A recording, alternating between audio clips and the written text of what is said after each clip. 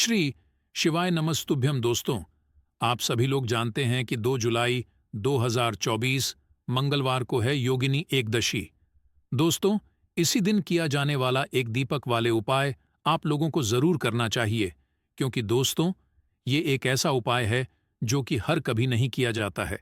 देखिए, यह दिन इतना खास होता है, इतना महत्वपूर्ण होता है, देखा गया है कभी कभी बड़े बड़े पूजा पाठ अनुष्ठान से जो मनोकामना पूर्ण नहीं होती है, वह एकादशी के दिन एक छोटे से उपाय करने से ही आपकी मनोकामना पूर्ण हो जाती है। और बहुत सारे लोगों ने इस उपाय को किया भी है और उनको इस उपाय को करने का फल भी जरूर मिला है। अगर आप लोग भी इस उपाय को योगिनी एकादशी के दिन करना चाहते हैं, तो आप इस उपाय को पहले अच्छे से समझ लेना, सुन लेना, उसके बाद करना। आपको इस उपाय का फल जरूर मिलेगा। दोस्तों, हम आपको यहाँ पर बता दें कि यह जो एक दीपक वाले जो उपाय है, इस उपाय को करने से आपके घर में चाहे किसी भी प्रकार की दुख और समस्या क्यों न चल रही हो, आपको उसका कारण भी नहीं पता है कि यह समस्या किस कारण से चल रही है। उसका कुछ भी कारण हो सकता है, जैसे पितृदोष हो सकता है या किसी भी तरह का मंगल दोष भी हो सकता है, और भी बहुत तरह के दोष होते हैं, कुछ भी हो सकता है। पर आपको इस उपाय को करने के लिए अपने दोष को पता लगाने की भी जरूरत नहीं है। आपके घर में किस कारण से इतनी दुख और परेशानी आ रही है, वह भी आपको पता लगाने की जरूरत नहीं है। इस एक दीपक वाले उपाय को आप लोगों को कर लेना है, क्योंकि इसी एकमात्र उपाय को करने से आपके पूरे घर परिवार में सुख और शांति हो जाएगी। आपके घर में अच्छे अच्छे काम होने लगेंगे। आपकी जो भी मनोकामना होगी, वह भी धीरे धीरे करके पूर्ण होना शुरू हो जाएगी। दोस्तों, अब इस उपाय को करना किस समय है, ये भी आप लोग जान लीजिए। देखिए, इस एक दीपक वाले उपाय को करने का जो समय है, वो सीधी सी बात है, सुबह का समय है, प्रातःकाल का समय है। वैसे दोस्तों, योगिनी एकादशी के पूरे दिन मंदिर खुले रहते हैं। पूरे दिन आप लोग उपायों को भी कर सकते हो, इसमें कोई दिक्कत वाली बात नहीं है, क्योंकि योगिनी एकादशी के दिन भगवान शिव जी पूरे दिन अपने मंदिर में बैठे रहते हैं कि कौन भक्त आएगा, कौन हमको प्रसन्न करेगा और हम कब उसकी मनोकामना पूर्ण करेंगे। दोस्तों, इस दिन शिव जी इतना कुछ प्रदान करते हैं जितने की हम कभी कल्पना भी नहीं कर सकते हैं। इसीलिए आप लोग इस मौके को तो अपने हाथ से नहीं जाने देना चाहिए। तो अब हम समझते हैं दोस्तों, ये एक दीपक वाले उपाय आखिर आप लोगों को करना कैसे है। देखिए, विशेष रूप से कोशिश करना इस उपाय को आप योगिनी एकादशी सुबह सुबह कर लो, पर किसी कारणवश न कर पाओ तो फिर थोड़ा लेट भी कर सकते हो। और पहली मुख्य कोशिश आपकी यही होनी चाहिए कि घर की जो माता बहन होती है, उनमें से कोई एक यह वाला उपाय करे। मतलब कि अगर माता बहन उपस्थित न भी हो, तो उस स्थान पर फिर घर का कोई बड़ा जो पुरुष हो, वह भी इस उपाय को कर सकता है। कोई दिक्कत वाली बात नहीं है, पर घर के सभी सदस्य को इस वाले उपाय को करने की जरूरत नहीं है। घर का कोई एक मुख्य सदस्य भी इस उपाय को करेगा तो इस उपाय को करने का फल उसके पूरे घर परिवार को जरूर मिल जाएगा। तो देखिए, एक दीपक वाले उपाय है, तो सीधी सी बात है कि इसमें हमें एक दीपक की तो आवश्यकता पड़ेगी ही पड़ेगी। तो देखिए, अगर आप यह एक हल्दी वाला दीपक एकादशी वाले दिन अपने घर में जला देते हैं, तो देखिए, योगिनी एकादशी का जो दिन है, इसकी महिमा कुछ ऐसी है कि जो व्यक्ति एकादशी के दिन में शिव जी को प्रसन्न करने के लिए पूजा करता है, उपाय करता है, शिव जी बहुत जल्दी अपने उस भक्त से प्रसन्न हो जाते हैं। और अगर आपने हल्दी वाले दीपक का उपाय कर लिया, तो ऐसा आप मान के चलिए कि शिव जी इतने ज्यादा आपसे प्रसन्न हो जाएंगे कि आपके जीवन की जो निर्धनता और गरीबी है, उसे वह जल्दी से जल्दी आप आपके जीवन से दूर कर देंगे, क्योंकि हल्दी जो है, यह शिव जी से जुड़ी है। हल्दी आपके जीवन में बहुत सारी जो आर्थिक तरह की समस्याएं होती हैं, जो आपके घर में पैसा नहीं आता है, पैसा रुकता नहीं है, पैसा बहुत ज्यादा खर्च अगर आपका होता है, धन की बर्बादी अगर आपके घर में हो रही है, तब भी आपको विशेषकर यह हल्दी वाले एक दीपक का उपाय एकादशी वाले दिन जरूर करना चाहिए। देखिए, इसी के साथ आपको बता दें, इस बार योगिनी एकादशी पर बहुत ही दुर्लभ संयोग का निर्माण हो रहा है। तो देखिए, आपको बता दें कि शिव जी को अगर आप जल्दी से जल्दी प्रसन्न करना चाहते हैं, अपने घर की गरीबी को जल्दी से जल्दी दूर करना चाहते हैं, तब आपको यह पहला उपाय करना है एकादशी के दिन। तो उपाय को करने के लिए आपको कौन कौन सी चीज लेनी है, और किस समय उपाय करना है, तो देखिए, उपाय को करने के लिए आपको यहां पर लेना है एक चुटकी काला तिल। ठीक है ना, बहुत ही जरा सा एक चुटकी काला तिल लेना है और एक ही चुटकी आपको लेनी है पिसी हुई हल्दी। अब आपको क्या करना है, आपने नहाने वाले जल में एक चुटकी हल्दी डालनी है और एक चुटकी काला तिल डालना है और आपको इस जल से स्नान करना है।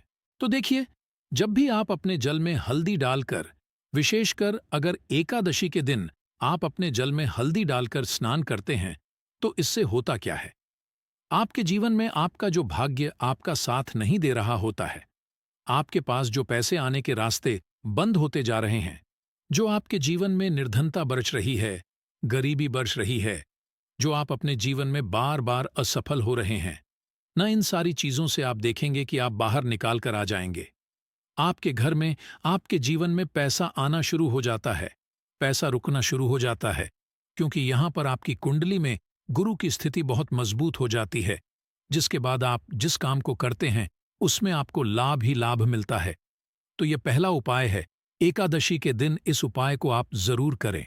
अब बात करेंगे दूसरे उपाय की। देखिए, जो दूसरा उपाय आपको बताने जा रहे हैं, इस उपाय को अगर आप एकादशी के दिन करते हैं तो आपकी सारी अधूरी मनोकामना को शिवजी पूरा कर देते हैं। तो यह उपाय भी आप विशेष कर करें।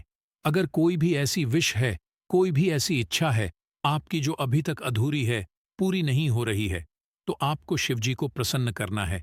ये दूसरा वाला उपाय एकादशी के दिन करके। तो देखिए, यहां पर उपाय को करने के लिए आपको लेना है तुलसी की लकड़ी। देखिए, बहुत सारे लोगों के घर में तुलसी का पौधा सूख जाता है और तुलसी की जो टहनियां होती हैं, है ना, तुलसी की ठनी को आपको छोटा छोटा कर लेना है। ठीक है ना, छोटे छोटे पार्ट में आप उसको तोड़ लें, डिवाइड कर लें, और फिर आपको क्या करना है, एक लाल कपड़े के अंदर इन टहनियों को रखना है। कितनी लेनी है, आप 2 ले सकते हैं, 5 ले सकते हैं, 11 ले सकते हैं। अगर 11 की संख्या हो तो बहुत उत्तम है। अब आपको क्या करना है, लाल कपड़े के अंदर रखना है और इसकी छोटी सी पोटली आपको बना लेनी है। अब सबसे पहले आपको क्या करना है, इस पोटली को शिवजी के चरणों में स्पर्श करना है, उनके चरणों से स्पर्श करना है। इसके बाद आपको यह पोटली अपने घर में या तो अपने घर के मुख्य दरवाजे पर आपको इसको टांगना है। अंदर की तरफ टांगे, बाहर की तरफ नहीं, ठीक है ना, या फिर इसे आप अपने घर के मंदिर में एक तरफ रख देंगे। देखिए, जब भी आप तुलसी की टनी जो होती है उन्हें अपने घर में कहीं पर भी रखते हैं और शिवजी से प्रार्थना करते हैं कि मेरी यह विश है, मेरी यह मनोकामना है, बहुत लंबे समय से अधूरी है, मेरे जीवन में निर्धनता है, गरीबी है, मेरे घर में सुख समृद्धि नहीं है, मेरे घर में क्लेश है। तो जिस प्रकार की भी आपकी समस्या होती है, जो भी आपकी मनोकामना होती है, उसे शिवजी पूरा कर देते हैं और आपके जीवन की निर्धनता और गरीबी तो कोसों आपके जीवन से दूर हो जाती है। जब भी आप तुलसी की लकड़ी का यह छोटा सा उपाय कर लेते हैं एकादशी के दिन, एक चीज आपको बिल्कुल ध्यान रखनी है कि तुलसी का पौधा अगर आपके घर में सूख गया है, तब आपको एकादशी के दिन उसकी लकड़ियों को नहीं निकालना है, क्योंकि एकादशी के दिन तो तुलसी की पत्तियों को भी नहीं तोड़ा जाता है। यह चीज विशेषकर आपको ध्यान रखनी है, ठीक है ना। तो पहले से ही आप तुलसी के पौधे की अगर आपके पास टहनियां हैं, तभी ये उपाय आप करें। दूसरी चीज कि जिनके घर में तुलसी का पौधा हरा भरा है ना, बहुत सारे लोगों के पौधे सूख गए, लेकिन बहुत सारे लोग बहुत अच्छे से रखते हैं, और किसी किसी के घर में तुलसी का पौधा सूखता नहीं है, तो उन्हें क्या करना है, उन्हें तुलसी के 2 पत्ते लेने हैं। ठीक है ना, तुलसी के 2 पत्ते लेने हैं और आपको जब भी आप शिव जी को भोग लगाते हैं, वैसे आप लगाते ही हैं हर बार अपने घर में तुलसी के पौधे पत्तों के साथ, लेकिन एकादशी के दिन विशेषकर आपको तुलसी के 2 पत्ते शिवजी को उनके भोग में अर्पित करने हैं। जो भी आप उन्हें भोग लगाते हैं, जिस चीज का भी, उसके साथ आपको तुलसी के 2 पत्ते जरूर शिवजी को अर्पित करने हैं। एक चीज ध्यान रहे, भूल कर भी आपको इस दिन चावल खाने नहीं है, और चावल का भोग भूल कर भी आपको किसी भी देवी देवता को नहीं लगाना है, ठीक है ना, क्योंकि चावल खाना इस दिन महापाप होता है। ऐसा बिल्कुल भी ना करें, भूल कर भी आपको यह चीज नहीं करनी है। तो देखिए, जब भी आप तुलसी के 2 पत्ते शिव जी को अर्पित करते हैं, उनके भोग में उन्हें देते हैं, तो इससे क्या होता है कि शिव जी आपसे बहुत ज्यादा प्रसन्न हो जाते हैं। और आपके जीवन के चाहे जिस तरह के भी दुख हों, फिर आप अपने जीवन के वो दुख अगर शिव जी से कहते भी नहीं है ना, आपके बिना कहे ही आपके जीवन के सारे दुखों को वो दूर कर देते हैं। चलिए अब बात कर लेते हैं एक चुटकी हल्दी डालकर दीपक आपको कहाँ पर लगाना है, उपाय को कैसे करना है, और कैसे यह एक चुटकी हल्दी वाला दीपक आपके जीवन की निर्धनता को तो दूर कर ही देगा। माँ लक्ष्मी की ऐसी कृपा आपके ऊपर बरसेगी कि आने वाली 7 पीढ़ियों को भी न धन की कमी नहीं होगी। इतना ज्यादा शिव जी आपसे प्रसन्न हो जाते हैं। इस एक उपाय को करके देखिए। पहली चीज आपको बता दें कि हल्दी जो है ये आपके जीवन में बहुत सारी अच्छी अच्छी चीजों को लेकर आती है, जैसे कि पैसे को बढ़ाने का काम करती है, और आपके घर में धन आने के स्रोत अगर बंद हो गए हैं, धन आने का रास्ता अगर आपके घर में बंद होता जा रहा है, उसे खोल देती है। क्योंकि आपके घर की नेगेटिव एनर्जी है, नकारात्मक ऊर्जा है, बुरी शक्तियां हैं, इन सारी चीजों को हल्दी दूर कर देती है। क्योंकि जहां पर हल्दी होती है वहां पर ये सारी चीजें रहती ही नहीं है। तीसरी चीज, हल्दी शिव जी से जुड़ी है, तो शिव जी आपसे तुरंत प्रसन्न हो जाते हैं। जब भी आप हल्दी का कोई उपाय करते हैं तो आपको पिसी हुई एक चुटकी हल्दी लेनी है, और ये एक चुटकी पिसी हुई हल्दी आपको दीपक के अंदर डालनी है। शुद्ध देसी घी का दीपक आप तैयार करेंगे, गोल बाती लगाएंगे, और फिर उसके अंदर एक चुटकी हल्दी आपको डालना है। अब देखिए, ये हल्दी वाला दीपक आपको लगना कहां पर है। ये दीपक अगर आपके घर में तुलसी जी का पौधा हरा भरा है और तुलसी का पौधा है, तब तो आप तुलसी जी के पौधे के पास लगाएंगे। बहुत सारे लोग हैं जिनके घर में भी तुलसी का पौधा नहीं है। कुछ लोगों का सूख गया या किसी किसी के घर में होता नहीं है ना? तो वो लोग क्या करेंगे? मंदिर में भी आप लगा सकते हैं। अगर आपके घर के आसपास कहीं मंदिर है, वहां भी आप लगा सकते हैं। वरना यह दीपक आपको अपने घर के मंदिर में लगाना है। तो देखिए, जब भी आप हल्दी का दीपक शिव जी के सामने या तुलसी जी के पौधे के पास लगाएंगे, तब आपको उनका एक मंत्र है, उस मंत्र को आपको 11 बार बोलना है। ये मंत्र सभी को आता ही है, अगर नहीं आता है तो आप इसे नोट कर लें। मंत्र इस प्रकार है, श्री शिवाय नमस्तुभ्यम। ठीक है ना? श्री शिवाय नमस्तुभ्यम। इस मंत्र का आपको 11 बार चयन करना है, 11 बार इसे बोलना है। अब देखिए, जो लोग मंत्र याद नहीं रख पाएंगे या जिन्हें नहीं आता है, वो श्री हरि विष्णु का ऐसे ही स्मरण कर लेंगे, उनका ध्यान कर लेंगे और दीपक जला देंगे। बस इतना आपको करना है और कुछ भी नहीं करना है। ये उपाय आप करके देख लीजिए। आपके जीवन की जो निर्धनता है ना, बहुत जल्दी आपके जीवन से दूर हो जाएगी। एक चीज और आपको ध्यान रखनी है कि जब भी आप दीपक तुलसी जी के पौधे के पास लगाएंगे, आपको जमीन पर दीपक नहीं रखना है। थोड़ी सी फूल की पंखुड़ियां रख लें या फिर कोई प्लेट रख लें। ठीक है ना? चावल आपको नहीं रखना है एकादशी के दिन, क्योंकि वैसे तो आप चावल रख सकते हैं, लेकिन एकादशी के दिन आपको चावल दीपक के नीचे नहीं रखना है। तो इस तरह से जब आप उपाय करते हैं, पूजा पाठ करते हैं, पूरी सच्ची श्रद्धा के साथ करते हैं, श्री हरि विष्णु के ऊपर विश्वास करते हैं, तो आपकी जितनी भी मनोकामनाएं होती हैं ना, जितनी भी निर्धनता होती है, उसे श्री हरि विष्णु दूर कर देते हैं और हमेशा आपके जीवन में, आपके घर में मां लक्ष्मी वास करती हैं। अब जल्दी से बात कर लेते हैं तीसरे उपाय की।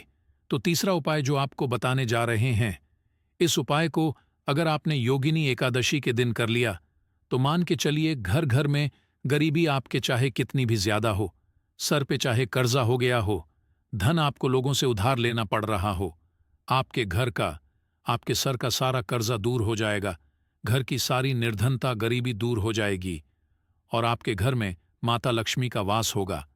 स्थायी रूप से, स्थायी रूप का मतलब है माता लक्ष्मी कभी भी फिर आपके घर को छोड़ नहीं जाएगी। तो बहुत ही सरल उपाय है। आपको करना क्या है?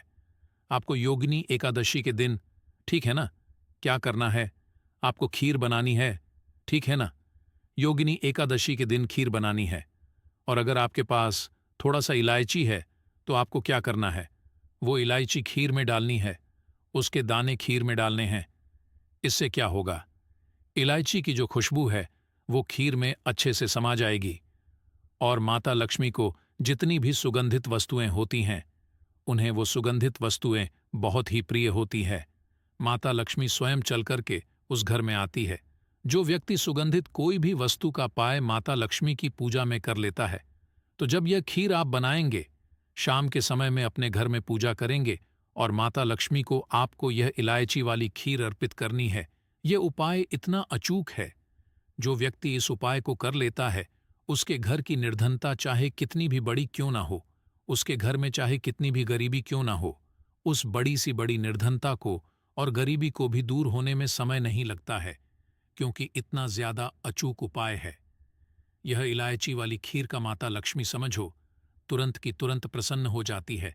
जो व्यक्ति योगिनी एकादशी के दिन इलायची वाली खीर माता लक्ष्मी को अर्पित कर देता है, तो अगर आपकी भी कोई ऐसी विश है, मनोकामना है, धन से जुड़ी समस्याएं हैं, तो आप योगिनी एकादशी के दिन अपने घर के मंदिर में माता लक्ष्मी को खीर का भोग जरूर लगाएं। तो आज की वीडियो में बस इतना ही बहुत अच्छे से उपाय आपको समझाने का बताने का प्रयास किया है। कमेंट सेक्शन में आपको लिखना है पूरी सच्ची श्रद्धा के साथ जय माता लक्ष्मी। तो देखिए, जब आप जय माता लक्ष्मी लिखेंगे ना, तो आपकी जो दिल की आवाज है, जो आपकी प्रार्थना है, वो मां लक्ष्मी तक जरूर पहुंचेगी। लिखकर देख लें, क्या पता माता लक्ष्मी आपकी एक पुकार को इस तरह से सुन ले कि आपके घर में वो आ जाए और कभी भी आपके घर में फिर निर्धनता न रहे। तो चलिए अब जल्दी से बात कर लेते हैं अपने लास्ट उपाय की। कौन सा है वह लास्ट उपाय जो आपको एकादशी के दिन जरूर ही करना चाहिए? देखिए, इस दिन एकादशी के दिन स्नान और दान का बहुत ही ज्यादा महत्व होता है, तो आप अपनी आवश्यकता अनुसार इस दिन दान जरूर करें, क्योंकि माघ की जो एकादशी होती है, इस दिन आप कुछ भी दान करते हैं उसका कई गुना लाभ आपको प्राप्त होता है। इस दिन किया गया जो दान होता है, ये सारे दानों में सबसे बड़ा दान और सबसे उत्तम दान माना जाता है। अब दान में आप अपनी आवश्यकता अनुसार कुछ भी दान कर सकते हैं। अनाज का दान कर सकते हैं, दालों का दान कर सकते हैं, और भी बहुत सारी चीजें होती हैं जो आप इस दिन अपनी आवश्यकता अनुसार दान कर सकते हैं।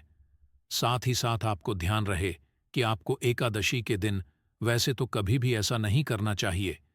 एकादशी के दिन भी आपको कभी किसी व्यक्ति के ऊपर चिल्लाना नहीं चाहिए, गुस्सा नहीं करना चाहिए, और इस दिन आपको बिल्कुल शांत रहना चाहिए। जितना हो सके महादेव का नाम स्मरण करें, हर हर महादेव बोलते रहे। आपके जीवन में कभी संकट और कष्ट महादेव आने ही नहीं देंगे। तो दोस्तों, अगर आपको यह वीडियो पसंद आया हो तो वीडियो को लाइक करें और चैनल को सब्सक्राइब जरूर करें, और कमेंट में जय भगवान विष्णु जी की जरूर लिखें। धन्यवाद। श्री शिवाय नमस्तुभ्यम।